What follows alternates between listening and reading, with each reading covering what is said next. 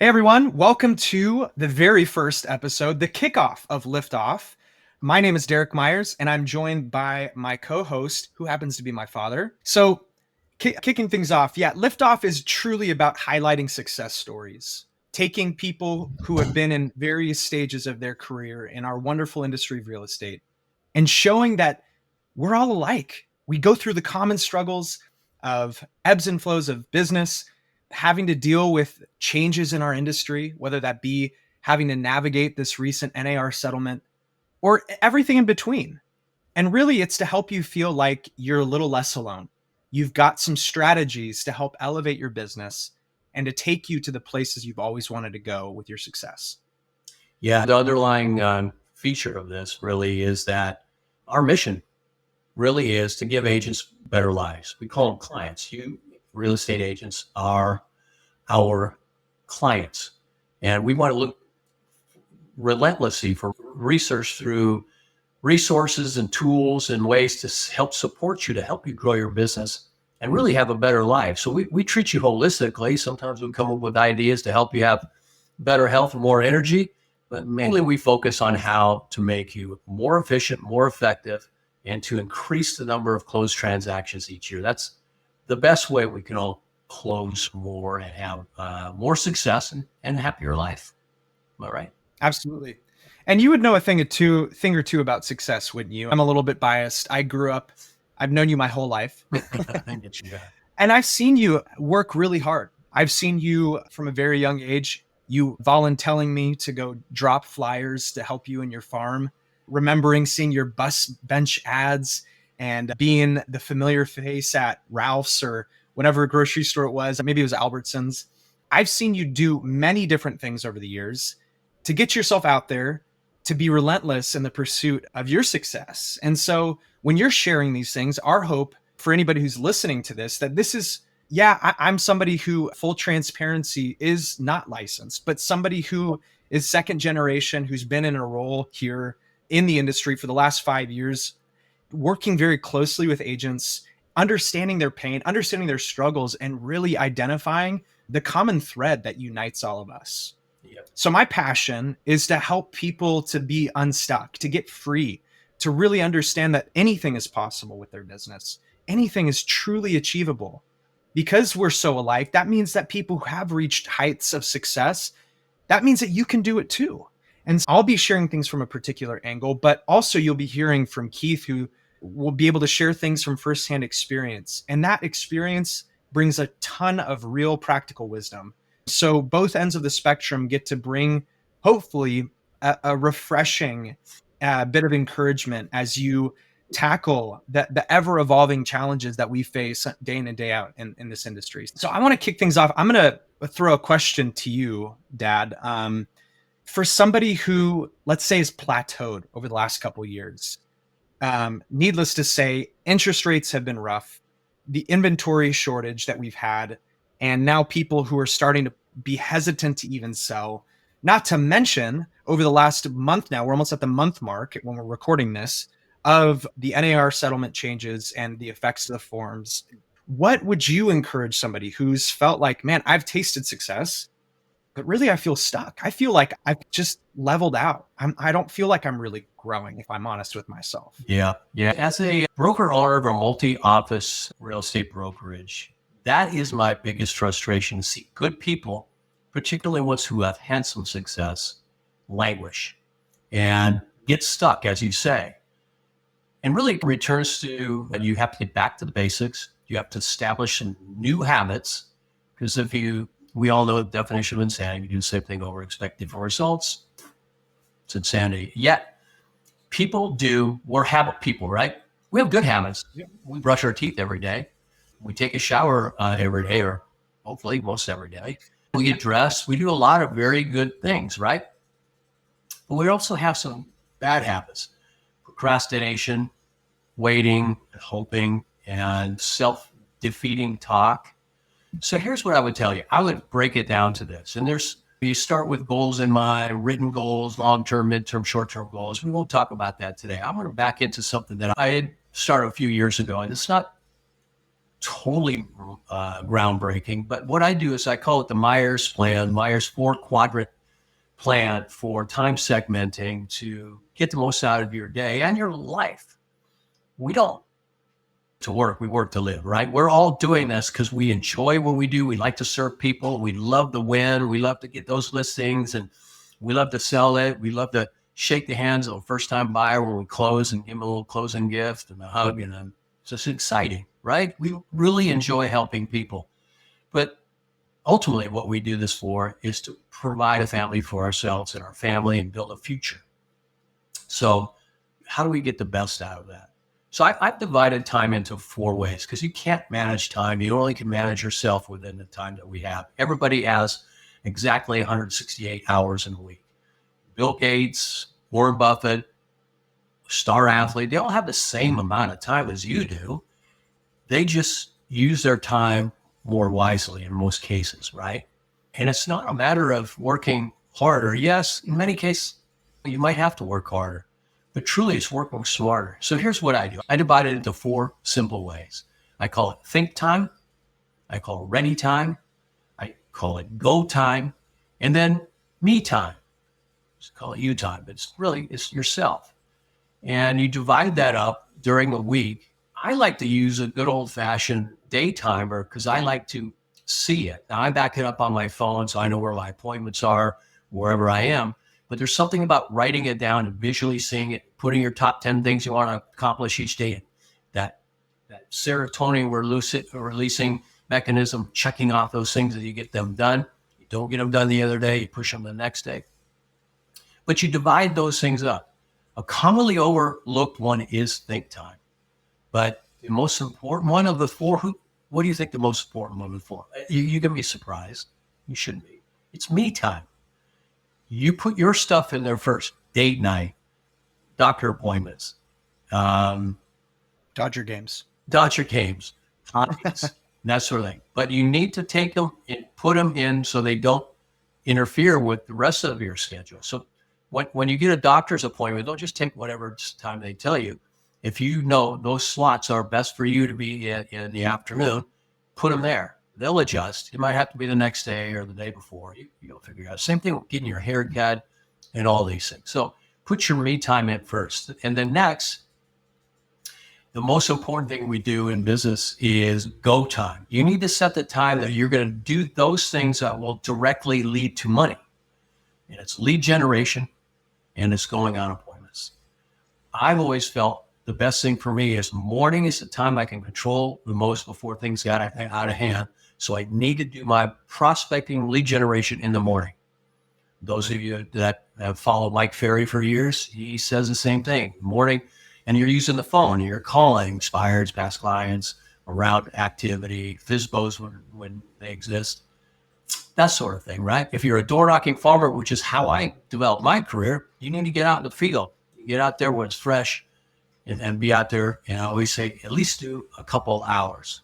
Now, these 4 time quadrants don't necessarily have to be, nor should they be the same amount of time, nor should they be the same amount of time every day.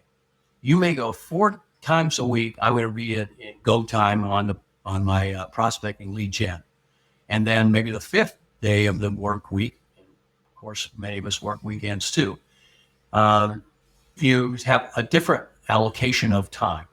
But that go time is so important. Here's what I always like to do.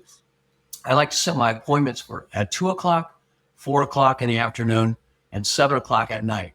And 7 o'clock at night is, for me now, it would be emergency time. Because I really don't want to work at night. I'm a morning person. I'm up early. A lot has been said about early risers getting more out of life, and they're easier for them to handle obstacles that come their way. So I'm up every day at 4:30. I highly encourage you to start your day earlier, whatever time you're starting. Not everybody needs to wake up at 4:30. No. Let's be honest. No, but you know what? I know people in this business, and it works for them. They're sleeping until 9 or 10. All right, and they're working until midnight, but we have to adjust with ourselves, really. But if you wake up at 9 o'clock, make yourself wake up at 8 o'clock. So go time is next. Ready time, practicing scripts, preparing CMAs, and getting those things ready. And it includes, in my opinion, escrow follow-up, follow up with buyers, and that kind of flows back and forth between go time and ready time, right? And then the one that's most overlooked and not used, and is so ready, it's, hey, if you want to cut down trees at a fast rate, first take time to sharpen your axe. Same thing. We need to prepare ourselves. There's so much information and knowledge out there right now, more than ever in our entire life. And I can assure you folks, especially with AI coming, more is on its way. You can find out anything you want about anything in a matter of seconds, right? A matter of seconds. I'm a big believer in listening to podcasts as I drive. If I'm not making phone calls and following up and wishing people happy birthday and such, I try to listen to podcasts, and it's a wide variety, and we can get into another time which ones that I think are highly effective and energetic to me. And so what I highly recommend is that you mix in a few, like some business-based, maybe some fun-based. I think my wife likes to listen to ones that are about cooking and recipes that I benefit. I get the results of her doing those. But podcasts, reading, sometimes reading is back to audio, but I think there's something about reading a real book, visual again, seeing that, highlighting it, making notes, writing down a good idea, spending some time alone, literally alone with no noise. Harder and harder for people to do that. I see people out walking their dog or taking a walk or a run with their earbuds in or headphones. Hey, I love music too, but you know what? There's times you need to be 100% alone. Not with family, not with friends, just alone time. Maybe 15 minutes a day. It may be your meditation time. It may just clear your brain to nothing. You'll be surprised how much clarity you start getting. And again, we can talk about that another time. So there you have it. Think time, ready time, go time, and me time. You start getting used to do that and pre-do it. A good time to do that is Sunday at the end of the day. Maybe you have an open house or something. Go back to a little follow-up, and then preset your week. I can assure you, the more you do this, the easier it'll be, because you always have a framework that's working for you. Right or wrong? Are we in a business that we get thrown off schedule, emergency happens, something's falling out of us, go, oh, I need you to do something real quick? Yes, that will happen. Your kid falls, breaks an arm, got great things happen, right? You chip a tooth, your crown comes out. But here's the thing I know. If in fact you have a plan and a schedule and those things happen, you take care of them, and then what? You go back to the schedule that gets you the results that you want. You need to chart that path, that course, in that big sailboat you're in to get to that destination. Otherwise, you're meandering, lufting, and you're floating around. So I hope that helps you a little bit. Derek? Yeah, that's really good. I think it's a great framework to practice. And truthfully, it really is about how we make our time work, right? Sometimes, like you said, there's things that we can't anticipate as much as we want to schedule. We have to be flexible because things are going to be thrown at us. Yeah. But if we're not being intentional about the things that are important to accomplish, then we're just going to live life by accident. Right. So for somebody who would say, I know that I need to do these things, or I know the things that I ought to do, but I don't even know where to start. And maybe it's not just in regard to all four of those things, but let's say it has to do with lead generation and the go time, right? Yeah. I don't even know where to get started. I've tried so many things. I feel stuck with my business right now. I used to feel like people were calling me all the time. Referral business, it was the majority of where I would get my deals. But things have really dried up. I don't know what to do. What would you encourage them to do? How would you encourage anybody to get started when they're in that rut? Right. The first thing I would do is I'd go backwards. I'd look back at this year and see how I'm doing or where I'm getting my business or lack thereof, where I'm putting my efforts to get my business, and if it's not drawing fruit. And you may find out you're using the wait and hope method, which I can assure you is every agent's favorite, but it doesn't work. But then go back and look at a period of time where you did have some success. What were you doing then? You're just lucky the market came to you and it was a low-hanging fruit market. But then here's the ultimate goal of all of us. We want to live in the phones that our clients are carrying. Every time you go to a Starbucks or a restaurant or anywhere, people are on their phones. They're not talking. They're looking. They're communicating. They may just be looking at TikTok or Reels, or they may be watching a movie. They may be checking email. They may be texting. They may be doing a myriad of things, but you need to live there. How do we do that? We need to build our power of our database. Start with whatever you have, and then figure out a way to interact with them more often. Our in-house coach, Mike Lefton, talks about the power of 100. Build 100 people that know you, like you, love you, and will refer you, and touch them 100 times a year through events, texts, automated stuff through your CRM. We'll go into that another time. But start with that. But here's the thing. Many times that's not enough. So I always think that work and automate to the best you can your touches to the people within your database. And then secondly, pick something else, something proactive to add people to your database, and occasionally find now business. It may be calling around and inviting people to open house to your new listing in an area. And the more time you have, the more you do. If you call 10 or you call 100, which do you think would give you a better chance of meeting people? And then be really good at what you do. And when they come to the open house, you're on audition, you're on stage. So do a great job. There you go back to the ready time and practicing and rehearsing and knowing scripts and dialogues and asking questions and being armed of information for those people. But that's what I would do. I mentioned that I was a door-knocking geographic farmer starting in the 80s. I built a robust business. I was number one in my marketplace for many years by far. I was dominant. I was a number one agent in a town called Granada Hills, and I still do business there. I don't have a lot of hobbies, so I'm still selling some real estate with my wife. She does most of the work now, but I love it, and I stay fresh and current on what's working. I could tell you, geographic farming waned a little bit. It became out of date. Nobody wanted to door knock or do anything. But now there's ways to touch and farm in a different way using nextdoor.com and a whole different a bunch of things we can get in. So farming is one, or really hitting the phones and really getting to making those phone calls. And to me, those are the best two. Buying leads and that sort of thing, I think it's going to be tough for a little while. I don't know if that's going to be the best way to go. Yeah, I think all of that's really important. One of the things that I feel like I see a lot of agents struggle with is that they spend time doing things that, number one, aren't natural to their strengths, and number two, that they don't have any passion to do. That's a quick way to burn out and to run out of any sort of willpower, is to do something that isn't in your wheelhouse. And you have to, of course, be consistent and put in activity and put in the work.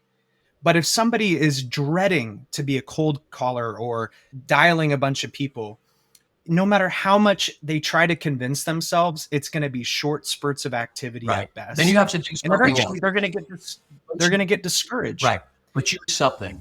Own your own business under the umbrella of your brokerage. If in fact you don't take ownership and hold yourself accountable to your number one job, which is to go find business, you will not succeed. It's a competitive world, and you really need to expect more out of yourself. Absolutely. And my point of saying that too isn't to again discount the need to be putting in the work, but it's to alleviate the pressure for anybody who feels like I have to do something that I don't find natural, that I'm good at, that I know that I won't end up doing. But you're like, I have been really intrigued by doing video, and social media is something that I've gotten traction off of. But I don't know if I should do that because I hear I should be a farmer or this.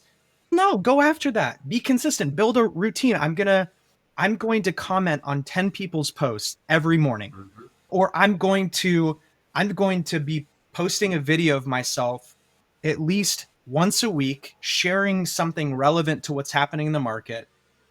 You find ways to make that a regular habit, and you are going to have business that way. That's right.